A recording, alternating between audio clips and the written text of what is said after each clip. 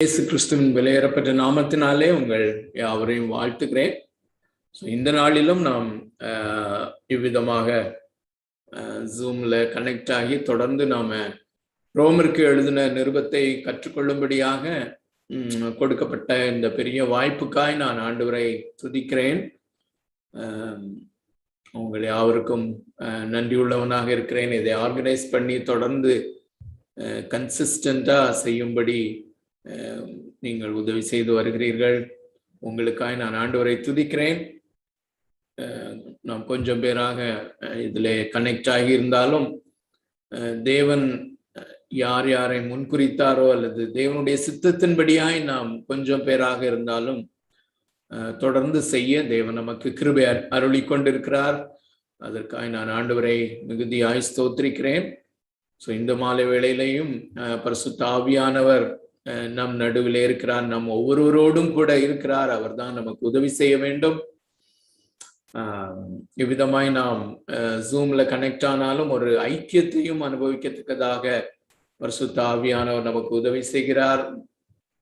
அருமையான பழைய நல்ல கருத்தாழமிக்க பாடலுக்காய் நான் ஆண்டவரை துதிக்கிறேன். தம்பி இளங்கோவுடைய நல்ல அந்த பேசேஜ் எடுத்து வாசித்தாங்க. ஜபமாக இருக்கிற அந்த பேசேஜஸ் மிகவும் அருமையான இந்த அனுபவங்களுக்காக நான் ஆண்டவரை துதிக்கிறேன். தொடர்ந்து நாம் ஜபத்தோடு காணப்படுவோம். பரிசுத்த ஆவியானவர் நமக்கு உதவி செய்யாவிட்டால் நாம் இதை பெற்றுக்கொள்ள முடியாது. இதிலே நம்முடைய மனதிலே புரிந்து கொள்ளுதல் மாத்திரமல்ல, நம்முடைய இருதயங்கள் திறக்கப்பட வேண்டும். லீதியாளினுடைய இருதயத்தை திறந்தவர். நம்முடைய இருதயங்களை திறந்தால் மாத்திரமே நாம் அதை இருதயத்தின் கண்களை அவர் திறக்கும் போது நாம பார்க்க முடியும். இல்லாவிட்டால் நமக்கு பிரயோஜனம் இருக்காது. ஸோ எம்பிடிசியில நம்ம அடிக்கடி சொல்லுகிறது போல இங்கேயும் தம்பி இளங்கோவும் ஒவ்வொரு பைபிள் ஸ்டடியிலையும் முடிக்கும் போது சொல்லுவாங்க, நாம் இதை தொடர்ந்து சிந்திக்கிறவர்களாக இருப்போம் என்று. ஸோ அதே எம்பிடிசி கோர்ஸுக்கு என்ன சிந்தனை அவசியமாக இருக்கிறதோ அது போல இங்கே கடினமான சிந்தனை நமக்கு அவசியமாக இருக்கிறது. அதை பரிசுத்த ஆவியானவர் தாமே நமக்கு அருளுவாராக. அந்த ஜெபத்தோடு கூட காணப்படுவோம்.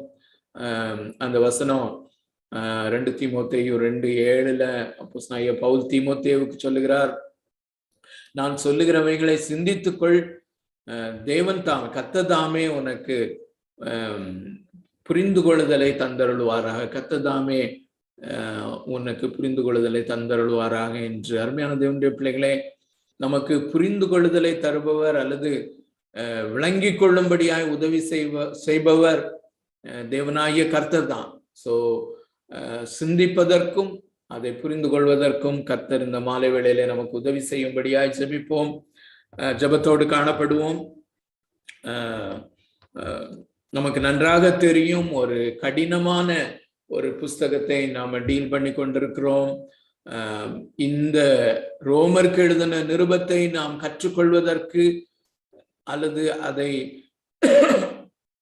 அதில் ஒரு பைபிள் ஸ்டடி லீட் பண்ணுவதற்கு எந்த விதத்திலும் நான் தகுதியற்றவன் அல்ல. நான் ஒரு ஸ்காலர் கிடையாது, அல்லது படித்து புரிந்து கொள்ளும் ஆற்றலும் மிக மிக குறைவு. ஆனால் முழுக்க முழுக்க பரிசுத்த ஆவியானவரை சார்ந்துதான் இதை நான் செய்கிறேன்.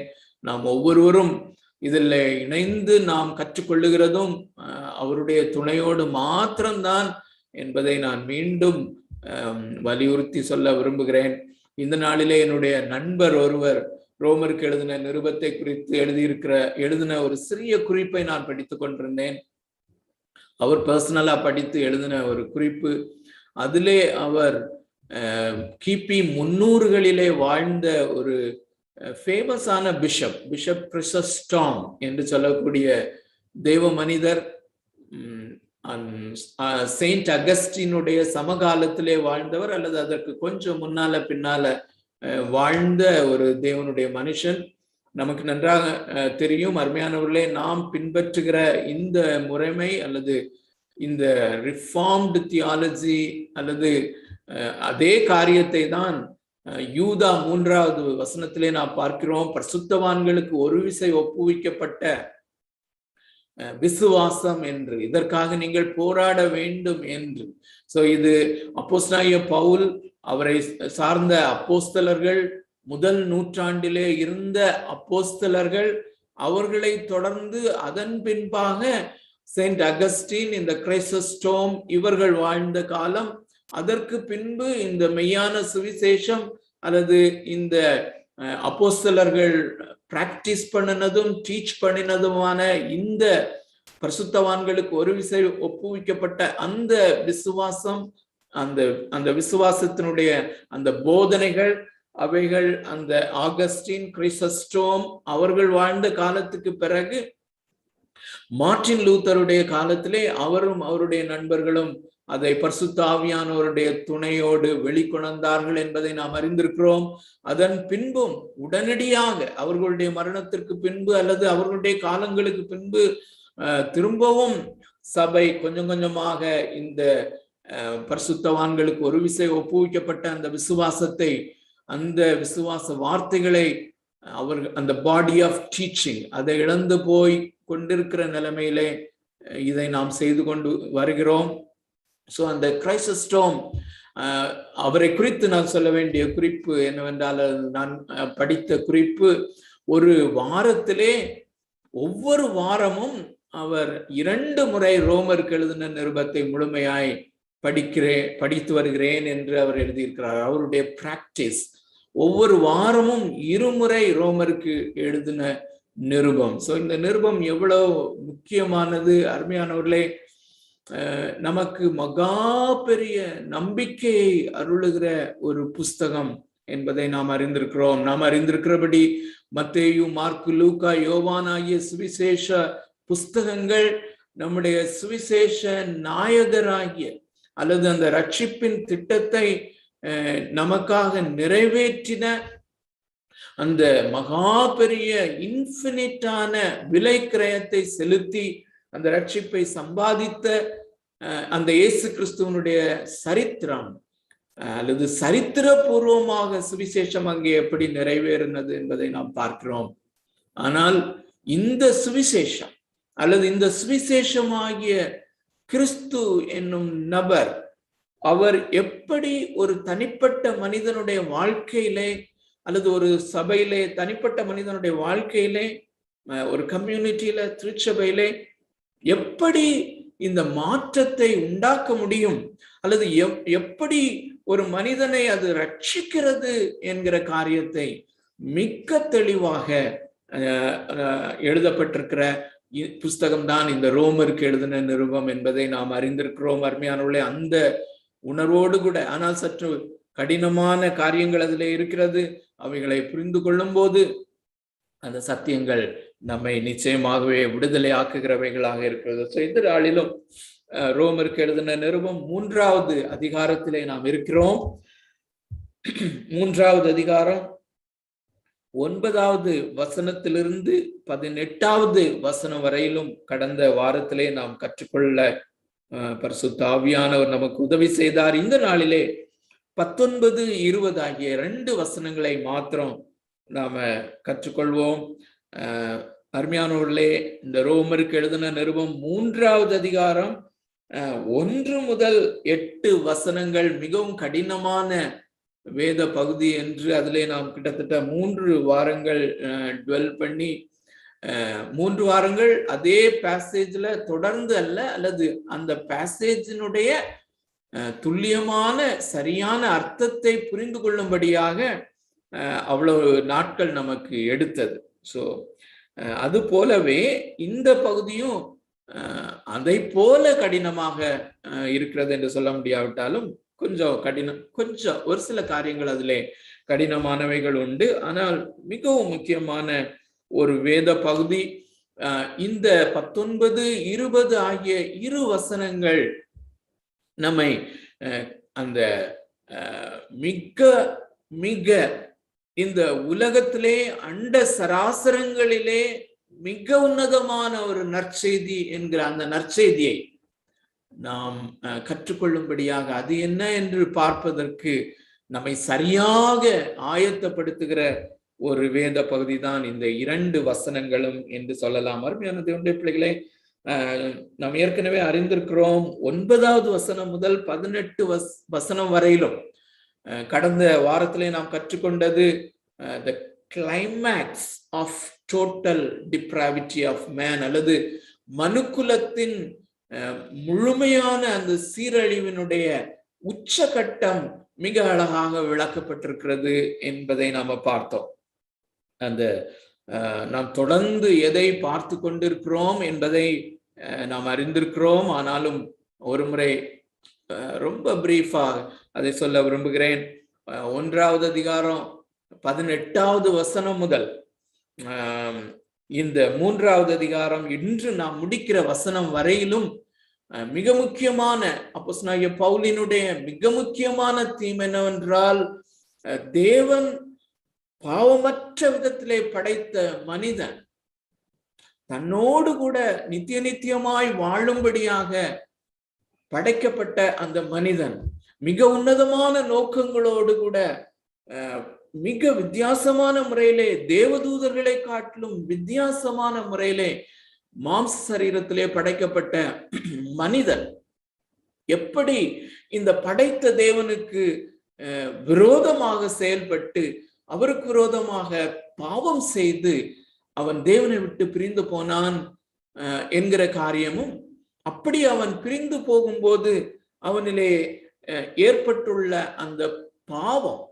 அந்த பாவத்தினுடைய தன்மைகள், அல்லது எப்படி அவன் படிப்படியாக இந்த பாவத்துக்குள்ளே போனான், அது நிமித்தமாய் அவனுடைய வாழ்க்கை எந்த அளவுக்கு அதிகமாக அது சீரழிந்திருக்கிறது என்பது ஒரு முக்கியமான தீம். அதோடு கூட அது நிமித்தமாக அவன் இந்த தேவனாகிய கர்த்தருடைய, தன்னை படைத்த தேவனாகிய கர்த்தருடைய உக்கிர கோபாக்கினைக்கு அவன் ஆளாகி இருக்கிறான் என்பதும், அல்லது அவன் நித்திய நியாய தீர்ப்புக்கு, அல்லது அந்த நித்தியமாக எரிந்து கொண்டிருக்கிற அந்த உக்கிர கோபாக்கினைக்கு அவன் எப்படி ஆளாகி இருக்கிறான் என்கிற காரியத்தை தான் இந்த 3 அதிகாரங்களையும் கற்றுக்கொண்டு வந்தோம்.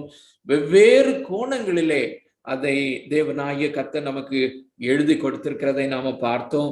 அதனுடைய ஒரு கிளைமேக்ஸ் தான், அல்லது அதனுடைய ஒரு உச்சகட்டத்தை தான் நாம் கடந்த வாரத்திலே கற்றுக்கொண்டோம். 9வது வசனம் முதல் 3வது அதிகாரம் 9வது வசனம் முதல் 18 வரையிலும், அதை தொடர்ந்து இந்த 19, 20 வசனங்களிலே அதனுடைய சம்மரி என்று சொல்லலாம். இந்த முழு 1வது அதிகாரம் 18 முதல் 3வது அதிகாரம் 18 வரையிலும், 1வது அதிகாரம் 18 முதல் 3வது அதிகாரம் 18 வரையிலும் அவர் சொல்லி கொண்டு வந்திருக்கிற அந்த தீமுடைய சாராம்சம், அல்லது அதனுடைய சம்மரி ஸ்டேட்மெண்ட், அதனுடைய சுருக்கமாக இந்த 2 வசனங்களிலே எழுதுகிறது. மிகவும் ஆச்சரியமாகவும் மிகவும் நம்மை இந்த நற்செய்தியை பெற்றுக்கொள்ளும்படியாக நம்மை ஆயத்தப்படுத்துகிறதுமாக இருக்கிறது. அருமையான தேவனுடைய பிள்ளைகளே, இந்த 3வது அதிகாரம் 9லிருந்து 20 வரைக்கும், 9லிருந்து 18 வரைக்கும் முதலாவது ஒரு முறை கூட ஒரு முகவுரையாக நான் வாசித்து விடுகிறேன். என்னோடு கூட தயவு செய்து பின்பற்றுங்கள், வார்த்தையாக பின்பற்ற பரிசுத்த ஆவியானவர் நமக்கு உதவி செய்வாராக. 9 முதல் 18. ஆனாலும் என்ன, அவர்களை பார்க்கிலும் நாங்கள் விசேஷித்தவர்களா? அதாவது அந்த யூதர்கள், கிரேக்கர்கள் எல்லாரும் பாவிகள் என்கிற அந்த தீமை அவர் கொண்டு வருகிறார். சோ யூதராகிய நாம், அல்லது நாங்கள் அவர்களிலும் விசேஷித்தவர்களா? எவ்வளவேனும் விசேஷித்தவர்கள் அல்ல. யூதர், கிரேக்கர் யாவரும் பாவத்துக்கு உட்பட்டவர்கள் என்பதை முன்பு திருஷ்டாந்தப்படுத்தினோமே. யூதர், கிரேக்கர் யாவரும்.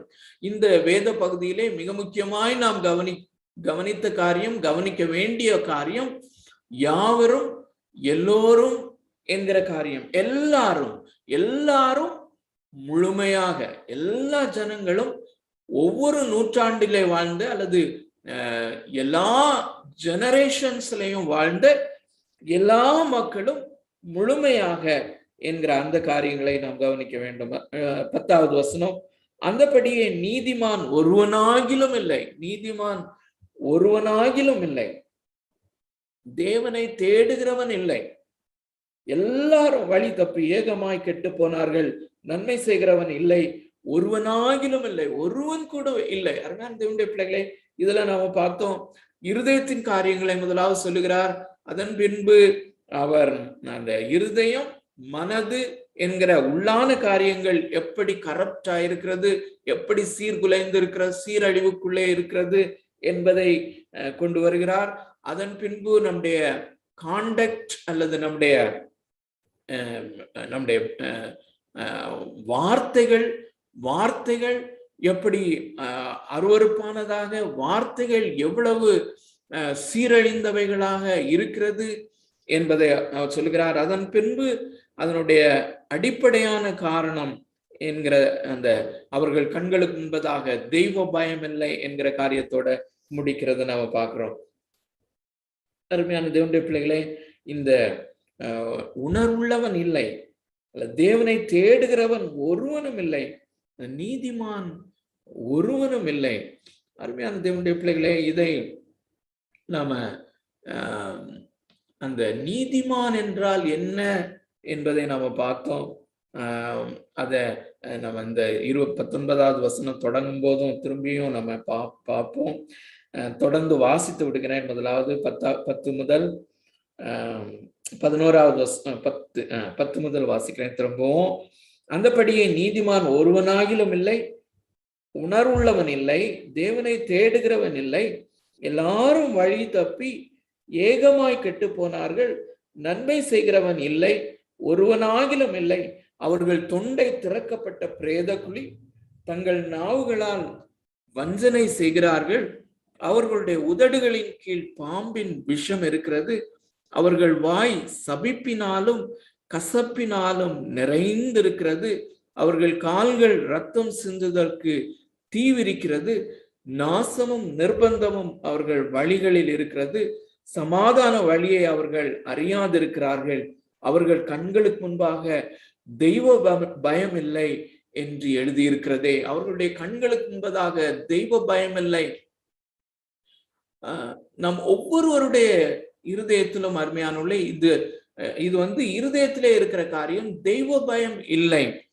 தேவனாக அல்லது பரிசுத்த ஆவியானவர் மூலமாக நாம் எனேபிள் பண்ணப்படவில்லை என்றால், அவர்தாமே நம்மை மறுபடியும் பிறக்க செய்து அவருடைய அன்பை நமக்குள்ளே ஊற்றாவிட்டால், அல்லது அவர் யார் என்பதை நமக்கு அறிவிக்காவிட்டால், அவர் யார் என்பதை அறிந்து கொள்ளும்படியாக நம்முடைய இருதயத்தின் கண்களை அவர் திறக்காவிட்டால், நமக்கும் அந்த தெய்வ பயம் நேச்சுரலாக ஜென்ம சுபாவத்தின்படி கிடையாது. அருமையான தேவனுடைய பிள்ளைகளை, இங்கே அவருடைய கண்களுக்கு முன்பதாக தெய்வ பயம் இல்லை என்று பார்க்கிறோம். இது அதற்கு நேர் எதிராக அந்த தெய்வ பயமுள்ள மனுஷன் எப்படி என்ன செய்கிறான் என்று தாவீது தன்னை குறித்து சொல்லும் போது, நான் கர்த்தரை எப்பொழுதும் என் கண்களுக்கு முன்பதாக நான் வைத்திருக்கிறேன் என்று சொல்கிறான். நான் எப்பொழுதும் என் கண்களுக்கு முன்பதாக கர்த்தரை நான் வைத்திருக்கிறேன். ஆனால் முழுமையாய் சீரழிவிலே இருக்கிற மனிதன், அவனுடைய கண்களுக்கு முன்பதாக தெய்வ பயமில்லை என்று பார்க்கிறோம். சோ இந்த நாள்ல 19-20 வசனங்களுக்கு நேராக போவோம். 19-20 2 வசனங்களையும் வாசிக்கிறேன். என்னோடு கூட பின்பற்றுங்கள். வேதாகமம் இருக்குமானால் அதை திறந்து நன்றாக கவனியுங்கள். மேலும் வாய்கள் யாவும் அடைக்கப்படும்படிக்கும் உலகத்தார் யாவரும் தேவனுடைய ஆக்கினை தீர்ப்புக்கு ஏதுவானவர்கள் ஆகும்படிக்கும் நியாயப்பிரமாணம் சொல்லுகிறதெல்லாம் நியாயப்பிரமாணத்துக்கு உட்பட்டிருக்கிறவர்களுக்கே சொல்லுகிறது என்று அறிந்திருக்கிறோம். இப்படி இருக்க பாவத்தை அறிகிற அறிவு நியாயப்பிரமாணத்தினால் வருகிறபடியால் எந்த மனுஷனும் நியாயப்பிரமாணத்தின் கிரியைகளினாலே தேவனுக்கு முன்பாக நீதிமான் ஆக்கப்படுவதில்லை. அருமையானவர்களே, இந்த வார்த்தைகளிலே ஒரு சில மிக முக்கியமான வார்த்தைகளை நீங்கள் கவனியுங்கள். இங்கே பயன்படுத்தப்பட்டிருக்கிற வார்த்தைகள் நீதிமான் என்கிற வார்த்தை, நீதிமான் என்கிற வார்த்தை, நியாயப்பிரமாணம், நியாயப்பிரமாணம், பிரமாணம், நியாயப்பிரமாணம் என்கிற வார்த்தை. இந்த காரியங்கள், இந்த வார்த்தைகள் ஒரு கோர்ட் ரூம்ல பயன்படுத்தப்படுகிற வார்த்தைகள். அருமையான தேவனுடைய பிள்ளைகளே, நம்மை அல்லது முழு மனுக்குலத்தை தேவனாகிய கர்த்தருடைய ஒரு கோர்ட் ரூம்ல அல்லது ஒரு அவருடைய சிங்காசனத்திற்கு முன்பதாக, அவருடைய நியாயாசனத்திற்கு முன்பதாக நியாயாதிபதியாக வீற்றிருக்கிற அந்த தேவனாகிய கர்த்தருடைய சிங்காசனத்தின் முன்பதாக அல்லது அவருடைய ஆசனத்திற்கு முன்பதாக ஒரு கோர்ட் ரூம்ல நம்மை அவர் நிறுத்துகிறார். எல்லா மனுஷரையும் அவர் நிறுத்துகிறார். அங்கே நிறுத்தப்படும் போது குற்றவாளிகளாக, இன்னொரு காரியம், நாம் குற்றவாளிகளாக அங்கே நிற்கிறோம். ஆக்கினை தீர்ப்பு என்கிற காரியம் ஆங்கில வார்த்தை அதற்கு என்ன பயன்படுத்தப்பட்டிருக்கிறது என்றால் கில்ட்டி அல்லது குற்றமுள்ளவர்களாக நாம் நிற்கிறோம். குற்றமுள்ளவர்கள் என்று தீர்க்கப்பட்டவர்களாக அல்லது ஆக்கினை தீர்ப்பு அளிக்கப்பட்டவர்களாக அவருடைய கோர்ட்டுக்கு முன்பதாக நின்று கொண்டிருக்கிறோம். எந்த மனிதனும் தப்பிக்க முடியாதபடி எல்லா மனிதர்களும் இதற்கு முன்பதாக, இந்த கோர்ட் ரூம்ல, இந்த நியாயாதிபதிக்கு முன்பதாக, சர்வலோகத்தின் நீதியுள்ள நியாயாதிபதியாகிய தேவனுக்கு முன்பதாக, படைத்த தேவனுக்கு முன்பதாக நாம் நிறுத்தப்பட்டிருக்கிறோம். அருமையானவர்களே, இங்கே குற்றம் என்ன அல்லது பாவம் என்ன என்பதை குறித்து அருமையானவர்களே இந்த இடத்துல நாம் திரும்பவுமாக கொண்டு வர வேண்டியது அவசியமாக இருக்கிறது. ஒருவனும் நீதிமான் இல்லை, நீதிமான் ஒருவனும் இல்லை என்றால் இந்த முழு உலகத்தையும் அண்ட சராசரங்களையும் படைத்த தேவனாகிய கர்த்தர் ஒரு பிரமாணத்தை கொடுத்திருக்கிறார், ஒரு நியாய பிரமாணத்தை கொடுத்திருக்கிறார், அல்லது மனிதன் எப்படி வாழ வேண்டும் என்று ஒரு நியாய பிரமாணத்தை கொடுத்திருக்கிறார், அல்லது ஒரு சட்ட திட்டங்களை கொடுத்திருக்கிறார். அந்த சட்ட திட்டங்களை மீறினவர்களாக எல்லா மனிதர்களும் நிற்கிறார்கள். இந்த சட்டத்திட்டம் என்ன அல்லது இந்த நியாயப்பிரமாணத்தினுடைய சாராம்சம் என்ன அருமையானவர்களே? ஏனென்றால் இந்த நாட்களிலே இந்த பாவம் என்பதும் நாம் எந்த அளவுக்கு இந்த தேவனாகிய கர்த்தர் அருளின நியாயப்பிரமாணத்தை நாம் மீறி இருக்கிறோம், அது எவ்வளவு பெரிய குற்றம் என்பதை உணர்ந்து கொள்வதிலே பெரிய பிரச்சனை இருக்கிறது என்று நான் நினைக்கிறேன். அருமையானவர்களே, கடந்த வாரத்திலே ஒரு சிறிய வகுப்பிலே நான் இந்த காரியங்களை சொல்லி கொண்டிருக்கும் போது விசேஷமாக ஒரு மிஷனரி சகோதரன், இங்கேயும் லாஸ்ட் வீக்ல நான் மென்ஷன் பண்ணினேன், உங்களுக்கு ஞாபகம் இருக்கும் என்று நினைக்கிறேன். ஒரு மிஷனரி சகோதரன் அவனுடைய மிஷன் ஃபீல்ட்ல ஒரு கிட்னி ஃபெயிலியர் ஆனதுனால டயாலிசிஸ் பண்ணி கொண்டிருக்கிற நிலைமையில இருக்கிற ஒரு சகோதரியை குறித்து, ஒரு பெண்ணை குறித்து அவன் எழுதியிருந்தான்.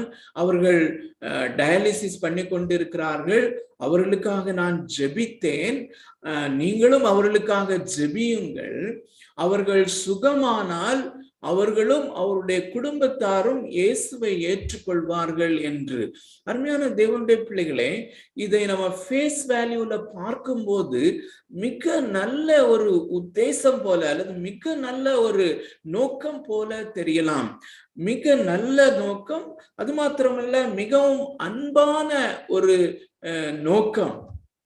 அந்த சகோதரியை குறித்த ஒரு அன்பான நோக்கம் என்பது போல தோன்றும். நான் என்னுடைய வகுப்பிலே இதை சொல்லி, ஏனென்றால் அடுத்த நாள் ஒரு மெசேஜ் வருகிறது, அந்த சகோதரி மரித்து போய்விட்டார்கள், இனிமேல் அவர்களுடைய குடும்பத்தின் ஆறுதலுக்காக ஜெபிப்போம் என்று.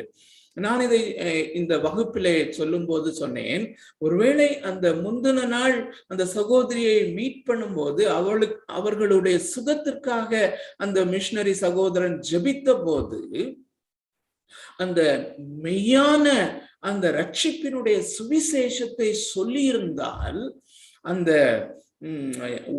சகோதரியே இந்த டயாலிசிஸ், இந்த கிட்னி ஃபெயிலியர் அப்படிங்கிற அந்த நோய் பயங்கரமானதுதான். ஆனால் அதை காட்டிலும் பயங்கரமானது அந்த உங்களை படைத்த தேவனுக்கு விரோதமாக நானும் நீங்களும் முழு உலகமும் பாவம் செய்து குற்றவாளிகளாக காணப்படுகிறோம். அந்த குற்றத்திற்கான தண்டனை நித்திய நரக ஆக்கினை, நித்திய ஆக்கினை தீர்ப்புக்கு உட்பட்டவர்களாக நாம் இந்த தேவனாகிய படைத்த தேவனாகிய கர்த்தருக்கு முன்பதாக நிற்கிறோம். ஆனால் நாம் இந்த குற்றவாளிகளாகவே நாம் நரகத்தின் தண்டனையை அனுபவிக்க தேவன் சித்தமில்லாதவராக அல்லது இதற்கென்று ஒரு மார்க்கத்தை உண்டாக்கும்படியாக தன்னுடைய ஒரே பேரான குமாரனாகிய இயேசு கிறிஸ்துவை நமக்காக இந்த உலகத்திலே மாம்சத்திலே அனுப்பினார். அவர் மாம்சத்திலே என்னையும் உங்களையும் போல வந்து என்னுடைய உங்களுடைய பாவத்திற்கான சகல தண்டனையையும் முழுமையாய் அவர் அனுபவித்து விட்டார். இந்த செய்தி மகா பெரிய நற்செய்தியாக இருக்கிறது. இந்த இயேசு கிறிஸ்துவை நீங்கள் விசுவாசித்தால் நீங்கள் அந்த ரட்சிப்பை பெறுவீர்கள் என்கிறதை சொல்லியிருந்தால் ஒருவேளை அவர்கள் இந்த சுவிசேஷத்தை ஏற்றுக்கொண்டிருக்கலாமே அப்படின்னு சொன்னேன். நான் சொன்ன மிக முக்கியமான சாராம்சம் என்னவென்றால், அவர்கள் அப்படி நான் சொல்லும் போது அந்த கூடுகையிலே ஒரு நபர் என்ன சொன்னார் என்றால், அப்படி எடுத்தவுடனே அந்த சுவிசேஷத்தை சொல்வது, அவர்கள் நித்திய நரக ஆக்கினை தீர்ப்புக்கு உட்பட்டிருக்கிறார்கள் என்று சொல்வது அல்லது பாவத்திற்குட்பட்டிருக்கிறார்கள் என்று சொல்வது, அது எப்படி அன்பின் செய்தியாக இருக்க முடியும் என்பதுதான் வாதம். அதே நேரத்திலே அவர்களுக்கு இந்த கிட்னி ஃபெயிலியருக்காக ஜெபம் பண்ணி ஆறுதலின் செய்தியை சொல்லி அவர்களை ஆறுதல் படுத்தி அவர்களுக்கு ஆண்டவருடைய அன்பை சொல்லி அவர்கள் சபைக்கு வந்த பிறகு அல்லது அவர்கள் சுகமான பிறகு நாம் கொஞ்சம் கொஞ்சமாக இந்த ஆக்கினை தீர்ப்பை குறித்து சொல்வதல்லவா அன்பின் செய்தி என்று. அருமையானவர்களை நன்றாக கவனித்துக் கொள்ளுங்கள். இந்த நாட்களிலே மனிதர்களாகிய நம்முடைய அந்த மனோபாவனை எப்படி இருக்கிறது என்பதை புரிந்து கொள்ளத்தக்கதாக நான் அதற்கு இன்னொரு இல்லஸ்ட்ரேஷன் சொன்னேன். அந்த இல்லஸ்ட்ரேஷன் என்னவென்றால், நீங்கள் ஒரு நோயாளியை அல்லது உங்களுடைய உறவினர் ஒருவர் அடிக்கடி சிக்காகிறாங்க, அடிக்கடி அவர்களுக்கு காய்ச்சல் வருகிறது, அடிக்கடி அவர்கள் மிகவும் உடல் பலவீனப்பட்டு போகிறார்கள். ஆகையினாலே உங்களுடைய நண்பரை அல்லது உங்களுடைய அந்த உறவினரை நீங்கள் மருத்துவரிடத்திலே அழைத்து கொண்டு செல்கிறீர்கள். அப்படி சொல்லும் போது மருத்துவர் நன்றாக பரிசோதித்து பின்பு அவர்களை தனி அறையிலே கொண்டு போய் மிகவும் நன்றாக பரிசோதித்து கொண்டிருக்கும் போது அவருக்கு மிக நன்றாக, நல்ல எக்ஸ்பர்ட் டாக்டராக இருக்கிறார், அவருக்கு மிக நன்றாக தெளிவாக தெரிகிறது, மோஸ்ட் ப்ராபப்ளி இது கேன்சர் தான். ஒருவேளை அந்த பயாப்சி எடுத்து அந்த மாதிரி காரியங்கள் டெஸ்ட் பண்ணி மிக உறுதியாக 100% கன்ஃபார்ம் பண்ணாவிட்டாலும் அவருடைய எக்ஸ்பீரியன்ஸ்ல அவருடைய காரியங்கள் எல்லாம் மிக நன்றாக தெரியுது, இது கேன்சர் தான் அப்படின்னு சொல்லும் போது அந்த மருத்துவர் உங்களிடத்திலே வந்து இது ஒண்ணுமே இல்லை, காய்ச்சல் தான், அடிக்கடி வருகிற காய்ச்சல், இதுக்கு நான் சில டேப்லெட்ஸ் கொடுக்குறேன், இதுல சரியாயிரும் அப்படின்னு சொல்லி பாராசிட்டமாலும் கொடுத்து அந்த பலவீனங்கள் குறையும்படியாக, பலம் அடையும்படியாக சில டானிக்ஸும் எழுதி கொடுத்து நம்மை அனுப்புவாரானால் அவர் அன்புள்ள டாக்டர்னு சொல்லுவீங்களா? அவர் மெய்யாகவே இடத்துல என்னுடைய சகோதரரிடத்திலே அல்லது நான் கூட்டிக் கொண்டு சென்ற என்னுடைய உறவினரிடத்திலே, நண்பரிடத்திலே அன்பு கூறுகிற ஒரு டாக்டர்னு சொல்லுவீங்களா? அல்லது இது கேன்சர் தான், அந்த கேன்சர் அப்படின்னு சொல்லும் போது நிச்சயமாகவே இவர்கள் உடைந்து போவார்கள், ஒருவேளை நம்பிக்கை இழந்து போவார்கள், எங்க வேற இருக்கிறாங்க, ரொம்ப சோர்ந்து போவார்கள் என்று சொல்லி கேன்சர்னு சொல்ல வேண்டாம் அப்படின்னு நினைக்கிற அந்த டாக்டர் அன்பானவரான்னு சொல்லி என்னை பொறுத்த அளவுல இதற்கான ஆன்சர் ரொம்ப சிம்பிளா நம்ம சொல்லலாம் அப்படின்னு நான் நினைக்கிறேன். ஆனால் அந்த சகோதரரிடத்திலே வந்தது, நான் அவரை சற்றும் குறைவாக நான் சொல்லவில்லை. அவர் சொன்னது, கேன்சர்னா கூட டாக்டர்ஸ் இப்படி சொல்லலாம், இது ஒண்ணுமே இல்லை, சாதாரண ஒரு கேன்சர் தான், இது சாதாரண ட்ரீட்மெண்ட்ல சரியாயிரும் அப்படின்னு சொல்லி. அது ஒருவேளை உண்மையாக இருக்கலாம். ஆனா அருமையானவர்களே, நான் பிறகுதான் நான் அதிகமாய் அதை குறித்து யோசிக்க ஆரம்பிச்சேன். ஒரு நாள் எனக்கு தூக்கமும் ரொம்ப பாதிக்கப்பட்டது.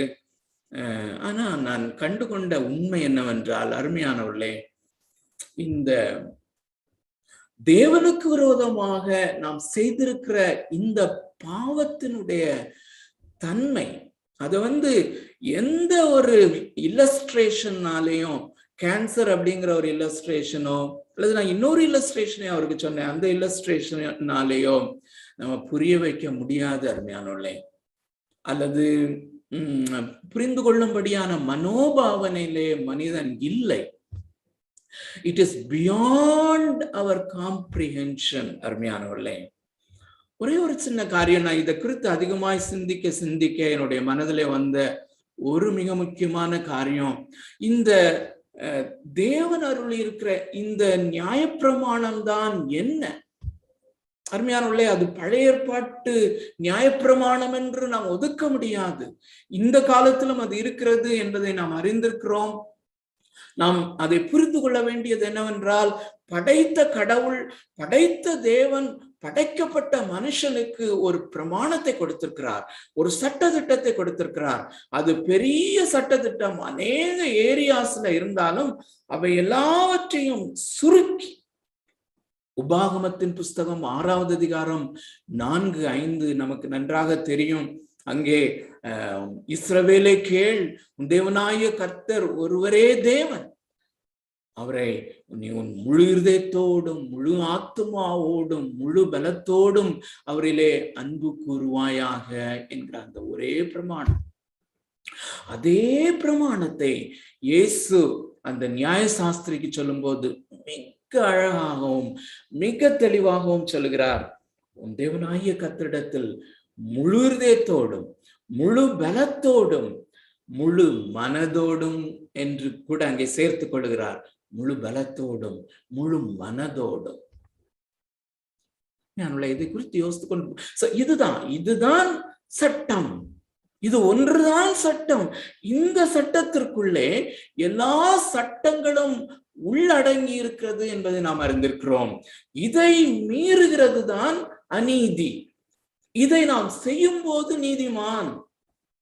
ஆனால் இது என்ன அருமையானவர்களே, இன்னொரு கிளாஸ்ல நான் சொல்லும் போது, இதை குறித்து நான் பேசும்போது என்ன பேச்சு வந்ததுன்றா, தேவனை முழு இதயத்தோடும் முழு ஆத்மாவோடும் முழு பலத்தோடும் முழு மனதோடும் அன்பு கூறுதல் என்றால் என்ன? மற்றவர்களை நாம் நேசிக்க கூடாதா? என்னுடைய மனைவியை நேசிக்க கூடாதா? என்னுடைய பிள்ளைகளை நான் நேசிக்க கூடாதா? என்னுடைய பெற்றோரை நான் நேசிக்க கூடாதா என்றால், தேவனை நேசிப்பதற்கு கீழே என்பது போல நான் சொன்னேன். ஆனா பிறகுதான் யோசித்தேன், எவ்வளவு பெரிய தப்பு பண்ணியிருக்கிறோம். அருமையான தேவனுடைய பிள்ளைகளை நல்லா கொஞ்சம் உங்களுடைய சிந்தனையை நேராக்கி இதை சிந்தியுங்கள். அருமையான தேவனுடைய பிள்ளைகளே, என்னவென்றால், படைத்த தேவன் அவருடைய வேல்யூ, அண்ட சராசரங்கள் எப்படி முடிவற்றதாக எல்லையற்றதாக இருக்கிறதோ, அதுபோல இந்த படைத்த தேவனுடைய அந்த வேல்யூ, அந்த அவருடைய கனத்தின் தன்மை அப்படி எல்லையற்ற விதத்திலே இருக்கிறது என்றால், நாம் அவரை எல்லையற்ற விதத்திலே அவரிலே நாம் அன்பு கூற வேண்டும். ஆனால் எல்லையற்ற விதத்திலே அன்பு கூறுவதற்கு நாம் லிமிட்டட் பீயிங்ஸ். அருமையானவர்களே, நாம் லிமிட்டட் பீயிங்ஸ். நமக்கு எல்லையற்ற ஒரு தன்மை இன்னும் கொடுக்கப்படவில்லை. பரலோகத்திலே அது கொடுக்கப்படும். அப்படி பரலோகத்திலே நமக்கு அந்த நித்திய வாழ்வுக்குள்ளே நாம போகும்போது நம்முடைய இருதயத்தினுடைய கெப்பாசிட்டிஸ் கூடும், நம்முடைய மனதினுடைய கெப்பாசிட்டிஸ் கூடும். அப்போ நம்ம எல்லையற்ற விதத்திலே அவரிலே அன்பு கூற தொடங்குவோம். நித்தியம் முழுவதும் மொமெண்ட் பை மொமெண்ட் நாம் அவரை அறிவதும் அவரிலே அன்பு கூறுவதும் தொடர்ந்து இன்க்ரீஸ் ஆயிட்டே போகும். அவரிலே நாம் மகிழ்ச்சியும் அது இன்க்ரீஸ் ஆயிட்டே போகும் என்றால் அந்த நித்தியத்துக்குள்ளே நாம் பிரவேசித்து விடுவோம். ஆனா இப்போ எல்லையற்ற கடவுளை, எல்லையற்ற அந்த தேவனை, அவரை வெளிப்படுத்தி இருக்கிற அந்த இயேசு கிறிஸ்துவை நம்மால் எல்லையற்ற விதத்திலே நேசிக்க முடியாது. ஆனா நமக்கு ஒரு இருதயமும் லிமிட்டடான ஒரு மனதும் கொடுக்கப்பட்டிருக்கிறது. அந்த லிமிட்டடாக கொடுக்கப்பட்டிருக்கிற அந்த இருதயத்தினுடைய முழுமையும், நன்றாக நீங்கள் இதான் நான் செய்த தவறை இங்க கரெக்ட் பண்ணுகிறேன். முழு இருதயத்தோடு, அதுல பிளெயினா தான் எழுதியிருக்கு, that is as plain as possible. உங்களுடைய இருதயத்துல எவ்வளவு ஸ்பேஸ் இருக்கோ அந்த முழு இருதயத்தோடு அவரிலே அன்பு கூறுங்கள், முழு மனதோடு அவரிலே அன்பு கூறுங்கள். அப்படின்னா மற்றவர்களுக்கு இடம் இல்லையா? நிச்சயமாக இடம் இல்லை. இது எப்படி நான் புரிந்து கொள்வது? அருமையானவர்களே, நன்றாக கவனியுங்கள். ஆதாமும் ஏவாளும் அப்படிதான் இருந்தாங்க. ஆதாமும் ஏவாளும் பாவம் செய்வதற்கு முன்பதாக அவர்கள் அப்படித்தான் இருந்தார்கள். அவர்களுடைய முழு அட்டென்ஷனும் தேவன்தான், அவருடைய முழு அன்பும் தேவன்தான். தேவனையே அவர்கள் பார்த்து கொண்டிருந்தபடினாலே, அவரையே ரசித்து கொண்டிருந்தபடினாலே, அவரையே ருசித்து கொண்டிருந்தபடினாலே, இன்னும் சரியாக சொல்வோமே ஆனால் அவருடைய மகிமையே அவர்களுக்கு மகிமையாக இருந்தபடினாலே அவங்களுக்கு தாங்கள் நேக்கடா இருந்தோம் அப்படிங்கிறது தெரியல. அவங்க கிடைச்சதை சாப்பிடுவாங்க, டே டைம்ல கிடைச்சதை சாப்பிடுவாங்க, ஏன்னா வயிற்று பசி எடுக்கும், கிடைச்சதை சாப்பிடுவாங்க, அதை குறித்து கவலை இல்லாம அதையும் கொஞ்சம் என்ஜாய் பண்ணாங்க தான். ஆனா அருமையான தேவனுடைய பிள்ளைகளே, எதுவுமே அவங்களுக்கு தெரியாம இருக்கிற ஒரு நிலைமை. அருமையான தேவனுடைய பிள்ளைகளே, அப்படிதான் நாம் இருக்க வேண்டும் என்று விரும்புகிறார். சோ அப்படி இருக்கும்போது முழு அன்பை நாம் அவரிடத்திலே பெற்றுக்கொள்ளுகிறோம். என் முழு அன்பை நான் அவருக்கு கொடுக்கிறேன். அவரிடத்திலிருந்து அவருடைய அந்த முழு அன்பை அந்த தம்பி ரொம்ப அழகா அந்த எபேசியர் 3வது அதிகாரத்துல வாசித்தாங்க. அறிவு கட்டாத அந்த அன்பு எந்த அளவுக்கு எட்டுமோ அந்த அளவுக்கு நான் அதை பெற்றுக்கொள்ளவும், எந்த அளவுக்கு என்னுடைய பாத்திரம் ரிசீவ் பண்ண முடியுமோ அந்த அளவுக்கு நான் ரிசீவ் பண்ணும்போது என்னுடைய மனைவியையோ பிள்ளைகளையோ நேசிக்கும் நேசம் அதுல இருந்து ஸ்பில் ஓவரா வரும். அது ரொம்ப பெஸ்டா இருக்கும். ஆகையினாலே நான் என்னுடைய மனைவியையோ பிள்ளைகளை என்னுடைய முழு, நன்றாக கவனியுங்கள், என்னுடைய முழு அன்பையும், என்னுடைய முழு இருதயத்தையும், முழு மனதையும், முழு பலத்தையும், முழு ஆத்மாவையும் நான் அவருக்கு கொடுத்து விட்டால் நான் மற்றவர்களை வெறுப்பேன் என்பது அர்த்தம் அல்ல. என்னுடைய முழு ஆத்மாவையும், முழு பலனையும், முழு மனதையும், முழு இருதயத்தையும் அவர் தம்முடைய அன்பினால் நிரப்புகிறார். நான் அவரை முழுமையாய் நேசிக்கிறேன். என் பாத்திரம் நிரம்பி வழிகிறது. நான் மற்றவர்களை நேசிக்கும் நேசம் ரொம்ப பெர்ஃபெக்டா அதுல இருந்து வெளிவருகிறது. ஆனா இதை எந்த மனிதனுமே ஏற்றுக்கொள்ள தயாராக இல்லை.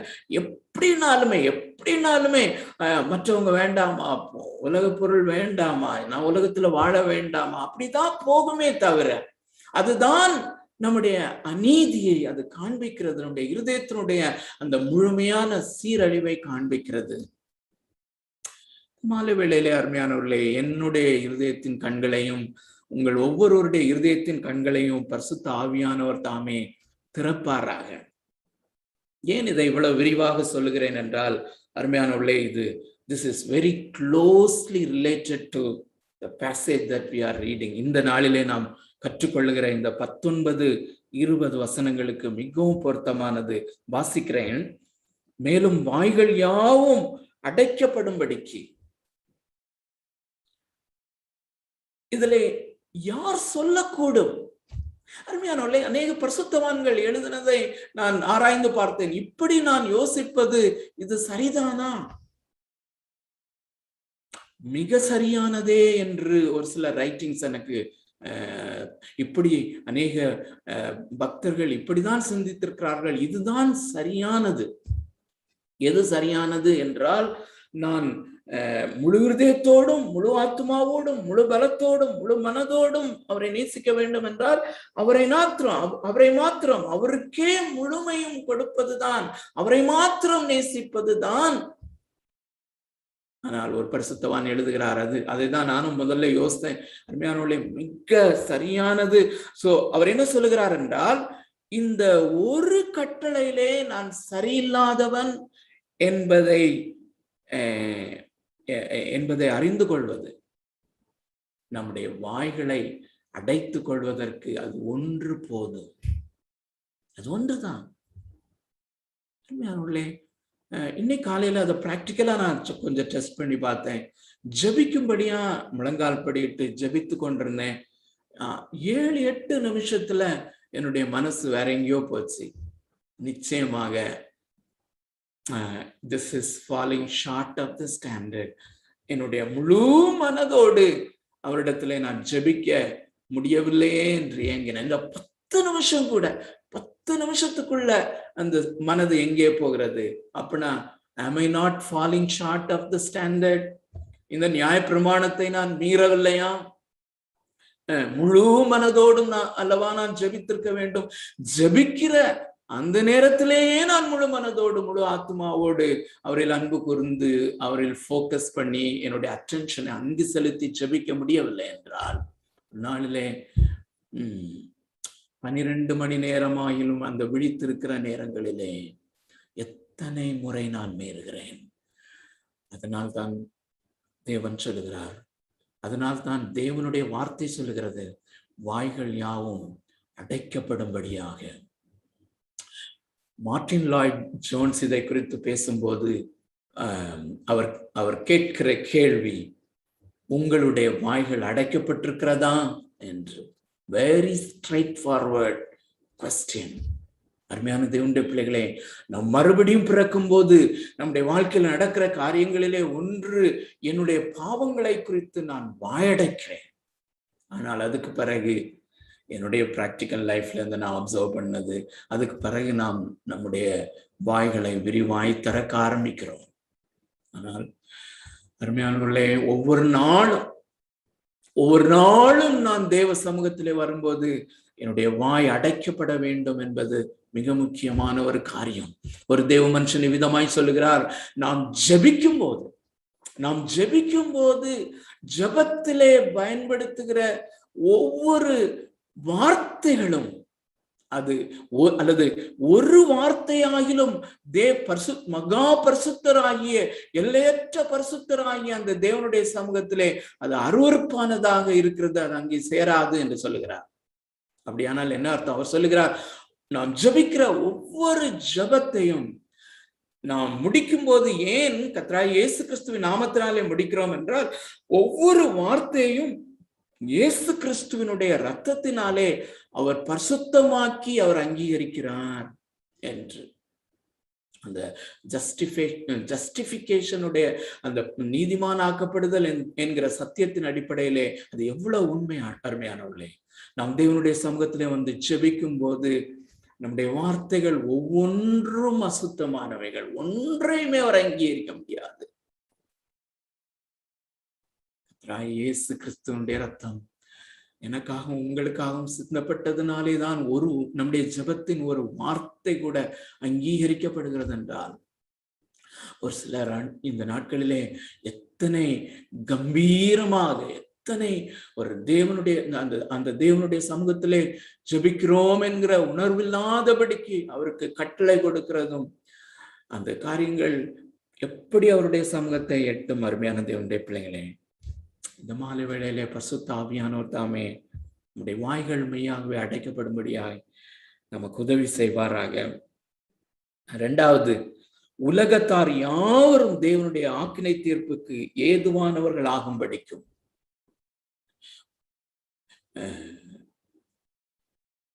எல்லாரும் ஒரு ஆக்கினை தீர்ப்புக்குட்பட்டு அல்லது ஒரு ஜட்ஜ்மெண்ட்டுக்கு உட்பட்டு இருக்கிறார்கள்.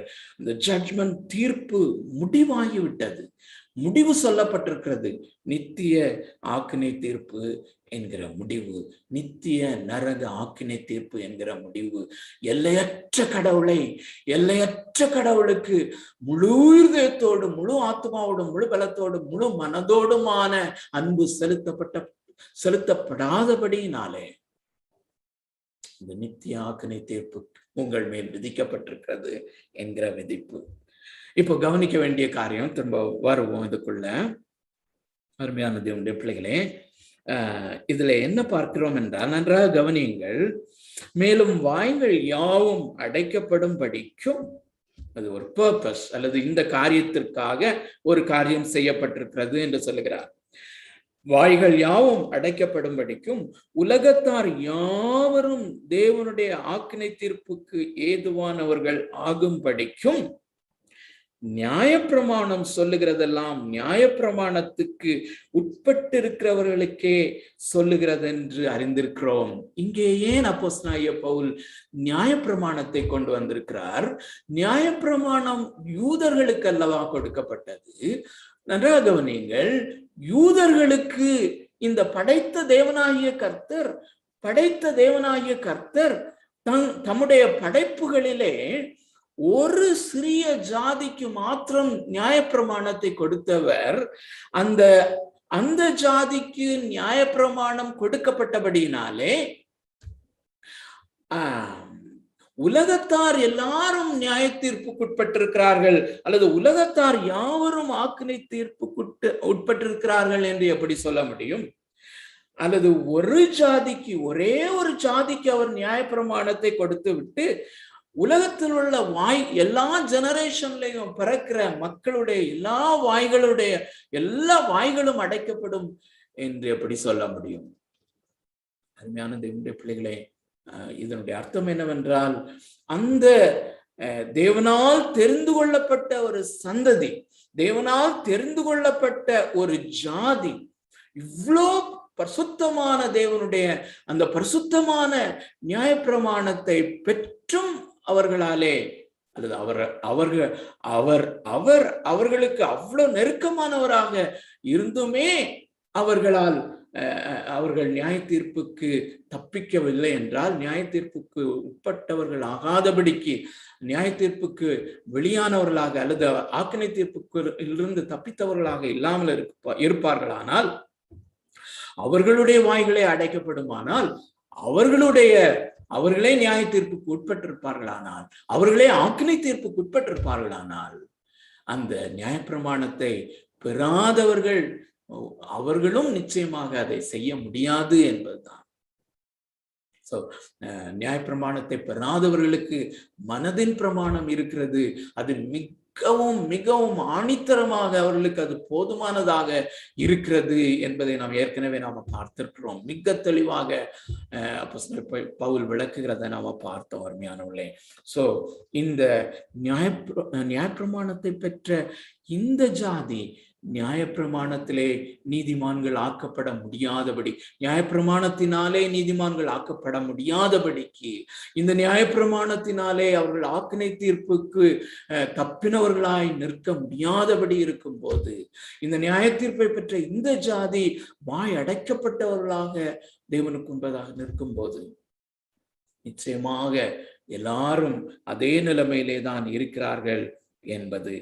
20வது வசனத்துக்கு வருவோம். இப்படி இருக்க மிகவும் முக்கியமான ஒரு காரியம், மிக முக்கியமான ஒரு கருத்தை, மிகவும் முக்கியமான ஒரு சத்தியத்தை இந்த இடத்துல அப்போஸ்தலனாகிய பவுல் கொண்டு வருகிறதை பார்க்கிறோம். இப்படி இருக்க பாவத்தை அறிகிற அறிவு நியாயப்பிரமாணத்தினால் வருகிறபடியால் எந்த மனுஷனும் நியாயப்பிரமாணத்தின் கிரியைகளினாலே தேவனுக்கு முன்பதாக நீதிமான் ஆக்கப்படுவதில்லை. எந்த மனுஷனும், உலகத்தில் உள்ள எந்த மனுஷனும் இந்த நியாயப்பிரமாணத்தினாலே அல்லது தேவன் அருளி இருக்கிற இந்த சட்டத்தினாலே அல்லது தேவன் சுருக்கமாய் அருளி இருக்கிற உன் தேவனாகிய கர்த்தரிடத்தில் முழு இருதயத்தோடும் முழு ஆத்மாவோடும் முழு பலத்தோடும் முழு மனதோடும் அன்பு கூறுவாயாக என்கிற இந்த பிரமாணத்துக்கு உள்ளடங்கி இருக்கிற பிரமாணங்களினாலே அவன் நீதிமான் ஆக்கப்படுவதில்லை.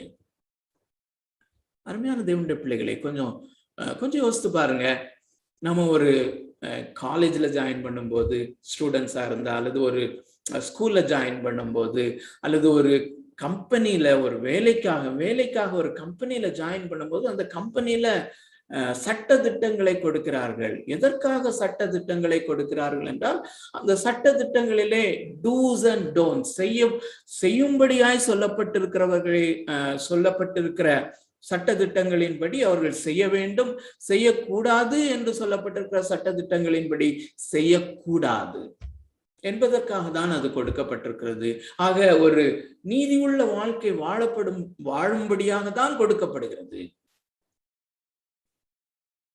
ஆனால் இங்கே அப்போஸ்தலன் பவுல் மிக தெளிவாக கொண்டு வருகிறார், இந்த சட்ட திட்டம் எப்படி ஒரு இன்ஸ்டிடியூஷனுக்கு அந்த இன்ஸ்டிடியூஷன் ஹெட்னால அல்லது அந்த கமிட்டினால ஒரு சட்ட திட்டங்கள் அடங்கிய ஒரு காரியங்கள் கொடுக்கப்படுகிறதோ, அதே போல ஒரு தேசத்திற்கு சட்ட திட்டங்கள் இருக்கிறது. அதற்கு தலைவர்கள் அதை உருவாக்கி வைக்கிறார்கள். அதுபோல இந்த அண்ட சராசரங்களையும் படைத்த தேவன், உலகத்தை படைத்த தேவன் உலக மக்களுக்காக ஒரு பிரமாணத்தை சட்ட திட்டங்களை உண்டாக்கி இருக்கிறார் என்றால் அதனுடைய ஃபங்க்ஷனை பாருங்க, வித்தியாசமாக இருக்கிறது. என்ன பர்பஸ்க்காக கொடுத்திருக்கிறார் நன்றாக கவனியுங்கள். பாவத்தை அறிகிற அறிவு நியாயப்பிரமாணத்தில் வருகிறது, நியாயப்பிரமாணத்தினால் வருகிறது. ஆனா எந்த மனுஷனும் நியாயப்பிரமாணத்தின் கிரியைகளினாலே அல்லது இந்த டூஸ் அண்ட் டோன்ட்ஸை ஃபாலோ பண்ணுகிறதுனால அவன் பெர்ஃபெக்ட் ஆனவன் ஆக முடியாது. அல்லது இந்த இன்ஸ்டிடியூஷன்ல டூஸ் அண்ட் டோன்ட்ஸை ஃபாலோ பண்றதுனால அவனால நீதிமான் ஆக்கப்பட முடியாது. அப்படின்னா என்ன? ஒருவனும் இந்த சட்ட திட்டங்களை ஒரு இம்மி அளவு கூட அவனால பரிபாலிக்க, அதை கடைபிடிக்க முடியாது. ஏனென்றால் அவன் முழுமையாய் சீரழிந்த நிலைமையில இருக்கிறான், பாவத்திற்கு உட்பட்டிருக்கிறான். இந்த அண்ட சராசரங்களையும் படைத்த எல்லையற்ற தேவனுடைய அந்த நியாயப்பிரமாணம் அது எல்லையற்றது. அருமையான தேவனுடைய பிள்ளைகளே, இங்கே என்ன பர்பஸ், என்ன நியாயப்பிரமாணம் என்னதான் செய்கிறது என்று அவர் சொல்லுகிறார். ஒன்று செய்யவில்லை. என்ன செய்யவில்லை அல்லது என்ன செய்யக்கூடாததாக இருக்கிறது என்றால், இந்த படைத்த தேவனுக்கு உண்பதாக அவரை நீதிமானாக அது நிறுத்துவதில்லை. ஆனால் ஒரு காரியத்தை செய்கிறது. என்ன செய்கிறது? எந்த மனுஷனும் பாவத்தை, அந்த 20வது வசனத்தினுடைய ஏ பார்ட் முதல் பகுதியை நன்றாக கவனிங்கள். இப்படி இருக்க பாவத்தை அறிகிற அறிவு நியாயப்பிரமாணத்தினால் வருகிறது. ஒருவேளை ஃபேஸ் வேல்யூல இதை நீங்க வாசிக்கும் போது ஒருவேளை நாம இப்படி புரிந்து கொள்ள முடியும். நியாயப்பிரமாணத்தை படிக்கும் போது கொலை செய்யாதிருப்பாயாக என்று எழுதப்பட்டிருக்கிறது, அதனாலே கொலை பாவம் என்று அறிந்து கொள்கிறேன் என்று. ஆனால் அது அர்த்தம் அல்ல. நன்றாக கவனிங்கள், அது அர்த்தம் அல்ல. இன்னும் ஒரு சில வசனங்களை நாம பார்ப்போம். அவர் என்ன சொல்ல வருகிறார் என்றால், அருமையான தேவனுடைய பிள்ளைகளே, அவர் என்ன சொல்ல வருகிறார் என்றால், இந்த நியாயப்பிரமாணம் எதற்காக கொடுக்கப்பட்டிருக்கிறது என்றால், அல்லது இந்த நியாயப்பிரமாணத்தை ஒரு மனிதன் படிக்கும் போது அவன் எவ்வளவு பெரிய பாவி என்பதை அறிந்து கொள்ளுகிறான். பாவம் என்ன? பாவத்தினுடைய தன்மை என்ன? எனக்குள்ளே இருக்கும் பாவத்தினுடைய தன்மை என்ன? எனக்குள்ளே இருக்கும் பாவம் எவ்வளவு அகோரமாக இருக்கிறது, எவ்வளவு அசுத்தமாக இருக்கிறது, எவ்வளவு வீரியத்தன்மை உடையதா இருக்கிறது. அது தேவனுக்கு விரோதமாய் எப்படிப்பட்ட பாவம் என்பதை உணரும்படியாய் நான் முதல்ல சொன்ன அந்த இல்லஸ்ட்ரேஷன், அதுக்கு தான் நான் சொன்னேன். அது என்னதான் சொன்னாலும் அது நான் அப்படி இல்லை, இப்படி இல்லை, அவ்வளவு பெரிய பாவி இல்லை, அப்படிதான் அருமையானவர்களே, இது இந்த பாவத்தை குறித்து, இந்த பாவத்தினுடைய அந்த அகோரத்தன்மைய to the extent, to the core நம்ம பேசுறது மக்களுக்கு பேசுறது அது அன்பான செயல் அல்ல. அது பேசக்கூடாத ஒரு காரியம். அப்படிதான் நினைக்க தோணுது அருமையானவர்களே. ஆனால் இந்த நியாயப்பிரமாணம் கொடுக்கப்பட்டதனுடைய நோக்கம் மனிதன் எவ்வளவு பெரிய பாவி என்று அறிந்து கொள்ளும்படியாக. அதை எப்படி சொல்லுகிறோம்? ஒரு சில வசனங்களை இதே ரோமருக்கு எழுதின நிருபத்திலிருந்து நாம் வாசிக்கும் போது அப்போஸ்தலனாகிய பவுலுடைய மனதில் இருக்கிற காரியம், தேவன் என்ன சொல்ல விரும்புகிறார் என்கிற காரியத்தை நாம பார்க்க முடியும். அருமையான தேவனுடைய பிள்ளைகளே, 7வது அதிகாரத்துக்கு செல்வோம். அதற்கு முன்புதான் இன்னொரு காரியம், வேகமாக ஒரு சில வசனங்களையும் வாசிக்கலாம். அதுக்கு 7வது அதிகாரத்திற்கு போவதற்கு முன்பதாக, ஏனென்றால் 7வது அதிகாரத்திலே தான் இதை மிகவும் நன்றாக அவர் பேசி இருக்கிறார். அதிலிருந்து நாம் இந்த காரியத்தை அழகாக கற்றுக்கொள்ள முடியும். அதற்கு முன்பதாக 4வது அதிகாரம் 15வது வசனம், இவர் இந்த நியாயப்பிரமாணத்தை இந்த ரோமருக்கு எழுதின நிருபத்திலே அதிகமாய் கொண்டு வருகிறதையும் நாம பார்க்கிறோம். ஒருவேளை இது யூதர்களுக்கும் புறஜாதியார் எல்லாருக்குமே எழுதப்பட்ட ஒரு நிருபமாக இருந்தாலும் அந்த நியாயப்பிரமாணத்தை அவர் கொண்டு வருகிறத பார்க்கிறோம். அது எவ்வளவு முக்கியங்கிறத நம்ம பார்த்திருக்கிறோம். 4வது அதிகாரம் 15வது வசனம், மேலும் நியாயப்பிரமாணம் கோபாக்கினையை உண்டாக்குறது, நியாயப்பிரமாணம் இல்லாவிட்டால் மீறுதலும் இல்லை. இங்கே நான் என்ன சொல்ல விரும்புகிறேன் என்றால், ஒரு காரியத்தை இங்கே நான் முதலாவது கொண்டு வர விரும்புகிறேன். அருமையானோர்களே, இந்த மகா பரிசுத்தமுள்ள தேவன், எல்லையற்ற நீதியுள்ள தேவன் ஒரு நியாயப்பிரமாணத்தை கொடுப்பாரானால் அந்த நியாயப்பிரமாணம் பரிசுத்தமுள்ளதாக இருக்க வேண்டும் அல்லவா? அந்த நியாயப்பிரமாணம் நேசிக்கப்படத்தக்கதாக இருக்க வேண்டும் அல்லவா? நிச்சயமாக நேசித்த ஒரு மனுஷன் நிச்சயமாக உங்களுடைய மனதிலே வருவார். தாவீது, உடைய பிரமாணங்கள் எனக்கு மனமகிழ்ச்சி ஆயிற்று என்று சொல்லுகிறார். இதே நியாய பிரமாணத்தை குறித்து தான் சொல்லுகிறார். இதே நியாய பிரமாணம் அவருக்கு மனமகிழ்ச்சியா இருக்கிறது. இந்த நியாய பிரமாணத்தை அவர் நேசிக்கிறார் என்று 119வது வசனத்திலே, 119ஆம் சங்கீதத்திலே அநேக வசனங்களை வாசித்திருக்கிறோம், அநேக வசனங்களை நாம் படித்திருக்கிறோம். அங்கே அப்போஸ்தலனாகிய பவுல் என்ன சொல்லுகிறார், தேவன் என்ன சொல்லுகிறார்? நியாயப்பிரமாணம் கோபாக்கினை உண்டாக்குகிறது என்று சொல்லுகிறார். இன்னொரு வசனத்தை வாசிக்கலாம். 5வது அதிகாரம் 20வது வசனம், மேலும் மீறுதல் பெருகும்படிக்கு நியாயப்பிரமாணம் வந்தது, அப்படி இருந்தும் பாவம் பெருகின இடத்திலே கிருபை அதிகமாய் பெருகிற்று. ஃபேஸ் வேல்யூல இந்த வசனத்தினுடைய முதல் பகுதியை பாருங்க. மீறுதல் பெருகும்படிக்கு நியாயப்பிரமாணம் வந்தது.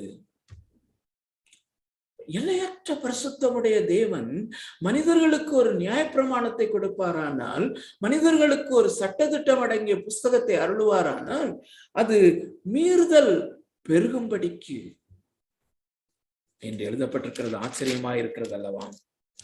அருமையானவர்களே, மீறுதல் பெருகினதாக, அல்லது இந்த மீறுதல்கள் அல்லது இந்த பாவத்தினுடைய அந்த அகோர தன்மை எவ்வளவு பெரிதென்று ஒவ்வொரு மனிதனும் உணர்ந்து கொள்ளும்படியாக என்பதுதான் அதனுடைய சரியான அர்த்தம். இந்த வாசித்த 2 வேத பகுதிகளையும் அதனுடைய கான்டெக்ட்ல படிச்சாதான் அது புரியும். ரொம்ப நல்லா அந்த பகுதிகளுக்கு நாம வருவோம்.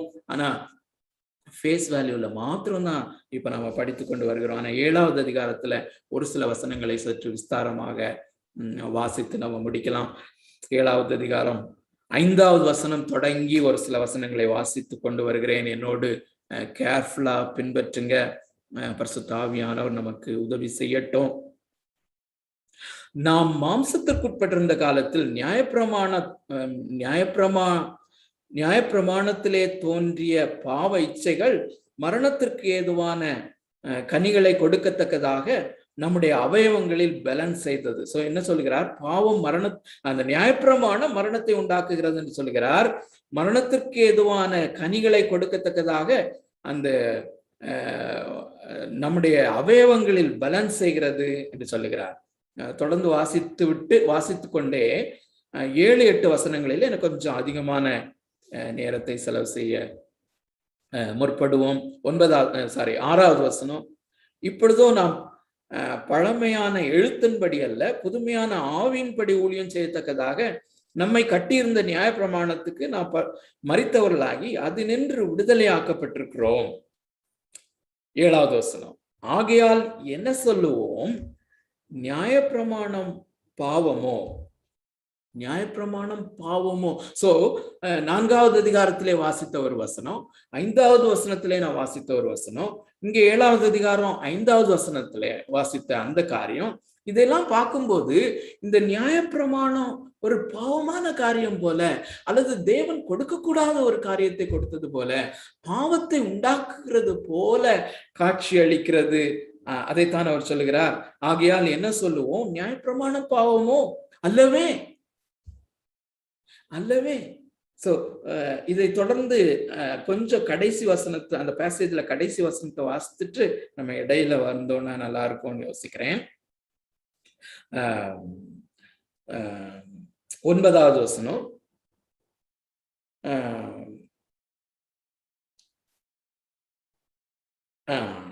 9வது வசனம், முன்னே நியாயப்பிரமாணம் இல்லாதவனாய் இருந்த போது நான் ஜீவனுள்ளவனாய் இருந்தேன், கற்பனை வந்த போது பாவம் உயிர் கொண்டது, நான் மரித்தவனானேன். 10, இப்படி இருக்க ஜீவனுக்கு ஏதுவான கற்பனையை எனக்கு மரணத்துக்கு ஏதுவாய் இருக்க கண்டேன். பாவமானது கற்பனையினாலே சமயம் பெற்று என்னை வஞ்சித்தது, அதனாலே என்னை கொன்றது. ஸோ இந்த வசனங்கள்ல ரொம்ப கன்ஃபியூஸ் பண்ண வேண்டாம். இப்போ ஒரே ஒரு பாயிண்ட்ல நம்ம வருவோம். 12வது வசனம், ஆகையால் நியாயப்பிரமாணம் பரிசுத்தம் உள்ளதுதான், கற்பனையும் பரிசுத்தமாயும் நீதியாயும் நன்மையாயும் இருக்கிறது. சோ நம்ம இங்க நோட் பண்ண வேண்டிய 2 காரியங்கள். 7வது வசனத்திலே ஆகையால் என்ன சொல்லுவோம்? நியாயப்பிரமாணம் பாவமோ?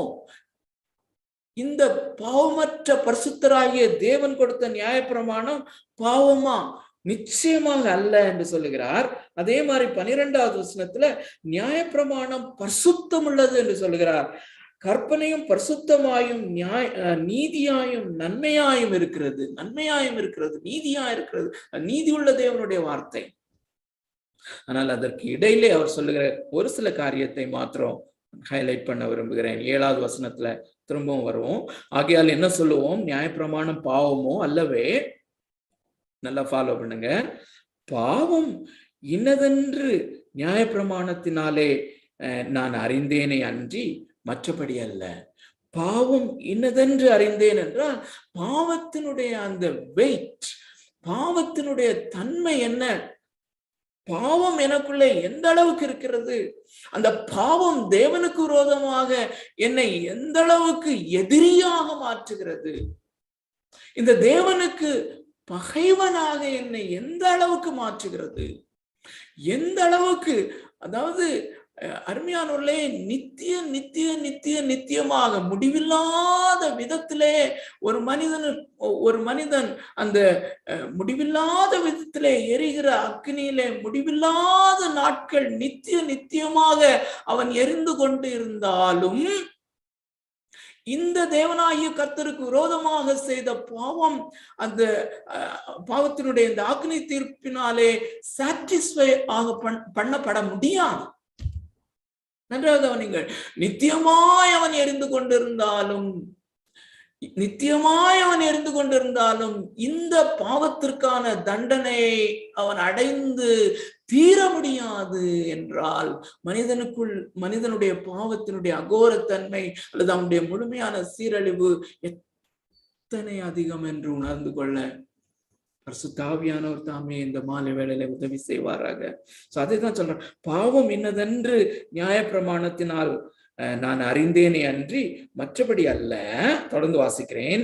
இச்சையாதிருப்பாயாக என்று நியாயப்பிரமாணம் சொல்லாதிருந்தால் இச்சை பாவம் என்று நான் அறியாமல் இருப்பேன்.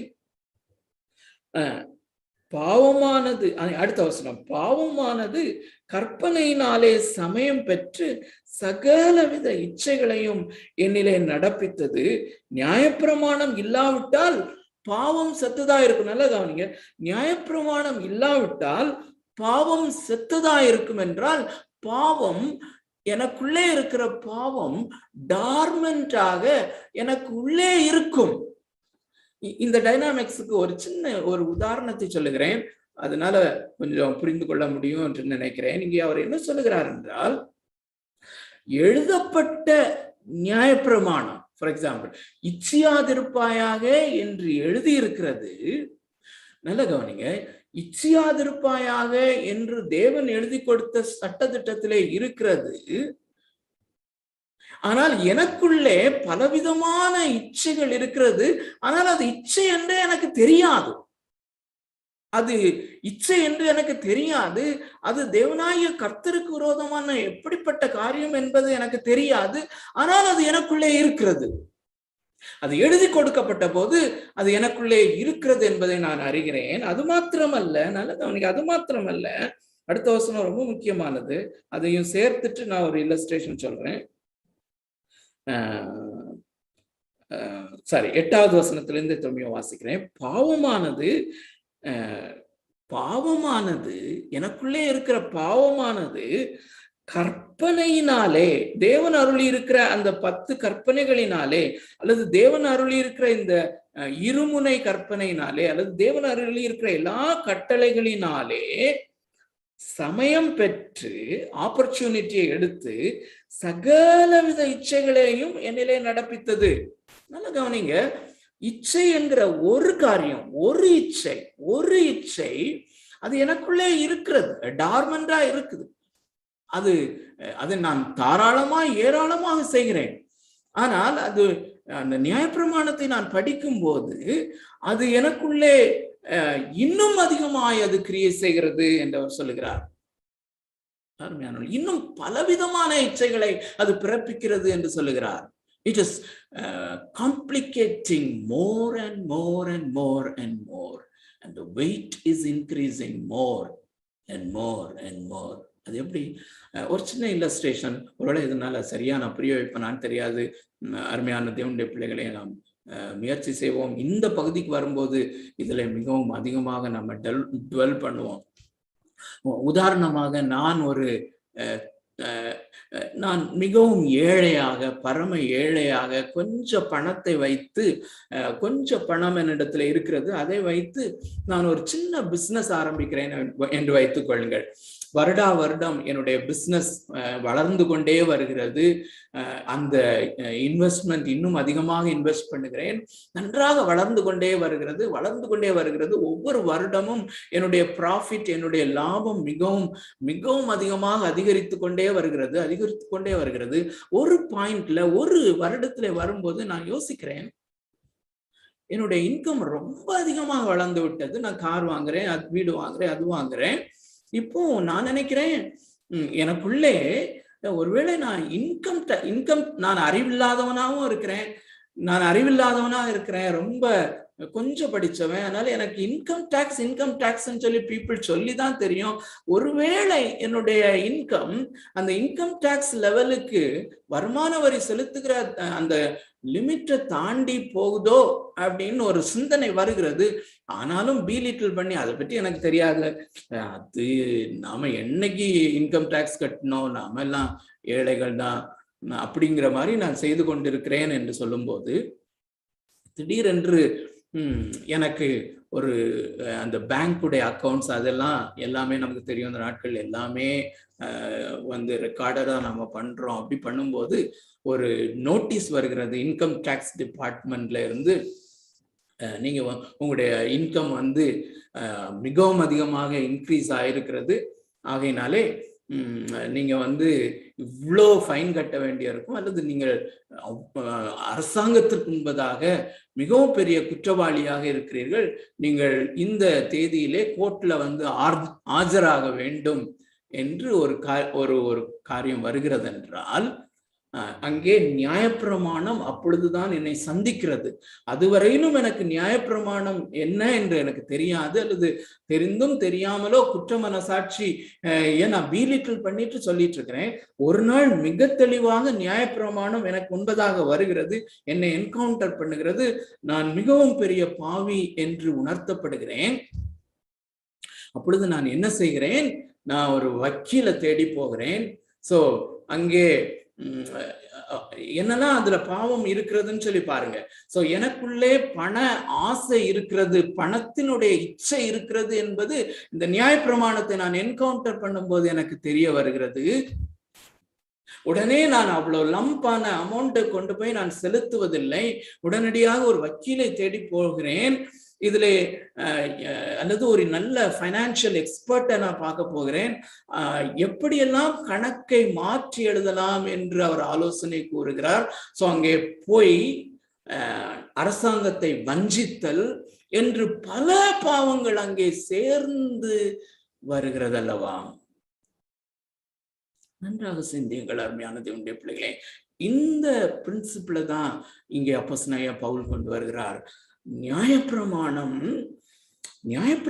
நல்லதுதான், அது மகா பரிசுத்த தேவனுடைய வார்த்தை. ஆனால் அந்த நியாயப்பிரமாணம் என்ன ஃபங்க்ஷனை செய்கிறது என்றால், நீ அது ஆசீர்வாதமானது. நீ எந்த அளவுக்கு தேவனை விட்டு தூரம் போயிருக்கிறாய், உன்னுடைய பாவம் எந்த அளவுக்கு அருவருப்பானது, உன்னுடைய பாவம் எந்த அளவுக்கு infinitely weightier. Your sin is infinitely weightier and it is much complicated. தேவனுடைய சமூகத்திற்கு முன்பதாக வாயடைக்கப்பட்டவனாய் இருக்க வேண்டும் என்கிறதை அது சொல்லி தருகிறது.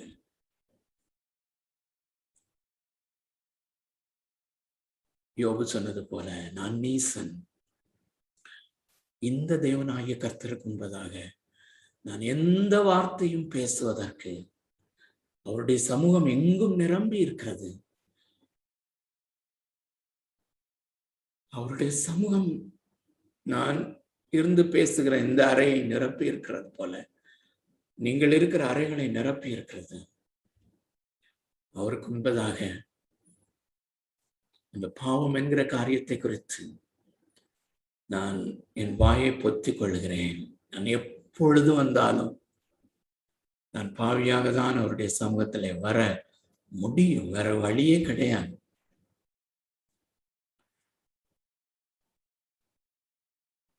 அருமையான தேவனுடைய பிள்ளைகளே, இயேசு கிறிஸ்து, நிறைய பேர் என்ன நினைக்கிறாங்கன்னா, இயேசு கிறிஸ்து இந்த நான் முதல்ல சொன்ன அந்த இல்லஸ்ட்ரேஷன்ல சொன்ன மாதிரி, உனக்கு கேன்சர் இல்ல, பரவாயில்ல, கேன்சர் தான், அது பரவாயில்ல, ட்ரீட்டபிள் தான், அந்த மாதிரி அவர் என்கவுண்டர் பண்ணல. அருமையானவர்களே,